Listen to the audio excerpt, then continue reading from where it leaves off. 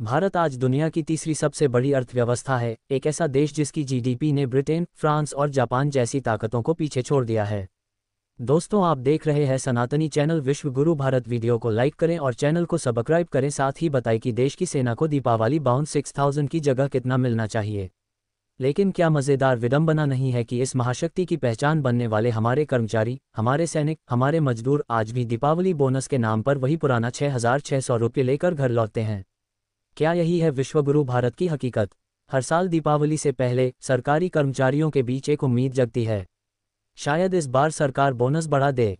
लेकिन 2025 में भी हाल वही है। सरकार ने केवल पुराना दीपावली बोनस 6600 रुपये ही मंजूर किया। न कोई वृद्धि, न कोई राहत, न कोई नई नीति। यानी कि 15 साल पहले जो रकम दी जाती थी वही आज भी दी जा रही है, जबकि महंगाई 4 गुना बढ़ चुकी है। साल 2010 में जब बोनस 6600 रुपये था, उस समय 1 लीटर पेट्रोल की कीमत थी करीब 52 रुपये। आज वही पेट्रोल 110 के पार है। एक सिलेंडर तब 400 का था, आज 1200 से ऊपर। सब्जी, किराया, बच्चों की फीस सब आसमान छू रहे हैं। परंतु सरकार की ओर से कर्मचारियों के लिए राहत शून्य। कागजों में भारत अमीर है, पर हकीकत में आम आदमी गरीब हो रहा है। केंद्र सरकार का तर्क बड़ा दिलचस्प है। वो कहती है कि बोनस नीति केंद्र और राज्य दोनों के अधीन है, इसलिए राज्य खुद फैसला करें। मगर असल सच्चाई यह है कि न राज्य सरकारें कदम उठा रहीं, न केंद्र को कोई चिंता है। भारत आज $4 ट्रिलियन की अर्थव्यवस्था बन गया है, लेकिन कर्मचारियों का बोनस $66 के बराबर ही है। क्या ये शर्मनाक नहीं कि विश्वगुरु कहलाने वाला देश अपने कर्मचारियों को पुराने जमाने का बोनस दे रहा है? हम सुनते हैं, भारत दुनिया की सबसे तेजी से बढ़ती अर्थव्यवस्था है। एफडीआई रिकॉर्ड स्तर पर पहुंच चुका है। सेंसेक्स 80,000 पार गया। लेकिन सवाल ये है, इन उपलब्धियों का लाभ किसे मिला? कॉर्पोरेट कंपनियों को, बड़ी इंडस्ट्रीज को, या उस सरकारी क्लर्क को जो 6600 के बोनस से दिवाली का बजट बनाता है? सच तो यह है कि अर्थव्यवस्था ऊपर गई है, पर आम आदमी नीचे धकेला गया है। कई लोग कहते हैं, अरे 6600 भी तो कुछ है। लेकिन एक सैनिक, एक रेल कर्मचारी, एक सफाईकर्मी, एक शिक्षाकर्मी, इन सभी के लिए ये सिर्फ पैसा नहीं, बल्कि सम्मान का प्रतीक है। बोनस बढ़ाना सिर्फ आर्थिक निर्णय नहीं होता, यह मनोबल बढ़ाने का कदम होता है। जब सरकार कर्मचारियों को भूल जाती है तो सिस्टम का विश्वास टूटने लगता है। देश की अर्थव्यवस्था सिर्फ आंकड़ों से नहीं, उन हाथों से बनती है जो काम करते हैं।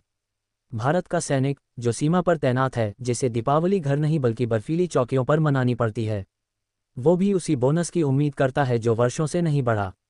कई सैनिक परिवारों ने कहा, सरकार हमें मिसाइलें दे रही है, लेकिन अपने परिवार के लिए खुशियां नहीं। क्या ये न्याय है? जो जवान देश की रक्षा करता है, उसकी दीपावली का उजाला सिर्फ 6600 रुपये पर निर्भर हो। विपक्ष से लेकर सत्ताधारी दल तक किसी ने भी इस मुद्दे पर ठोस कदम नहीं उठाया। हर कोई अपने भाषणों में नए भारत की बात करता है, पर नए भारत में पुराने बोनस क्यों? राजनीति में मुद्दे अब जनता की भलाई से हटकर वोट बैंक तक सीमित हो गए हैं। कर्मचारी वर्ग, जो देश का असली इंजन है, वो साइलेंट वोटर बन गया है, जो न तो हड़ताल करता है, न सड़कों पर उतरता है। और शायद इसी चुप्पी का फायदा उठाया जा रहा है। हर साल दिवाली आती है, उम्मीद जगती है, और फिर वही निराशा लौटती है। लेकिन अब वक्त है कि आवाज़ उठाई जाए। सरकार से यह मांग की जाए कि 1. बोनस नीति को महंगाई दर से जोड़ा जाए। 2. सैनिकों और कर्मचारियों के लिए विशेष राष्ट्रीय दीपावली प्रोत्साहन योजना बने।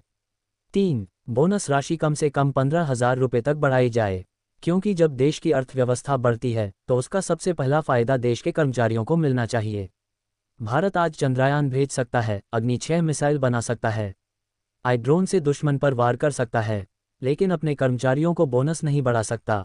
क्या यही है विश्वगुरु भारत की तस्वीर? अगर देश का कर्मयोगी खुश नहीं, अगर सैनिक और कर्मचारी सम्मानित महसूस नहीं करते, तो जीडीपी का आंकड़ा केवल दिखावा है। अब वक्त है कि सरकार आंकड़ों की नहीं, जनता की अर्थव्यवस्था की बात करे।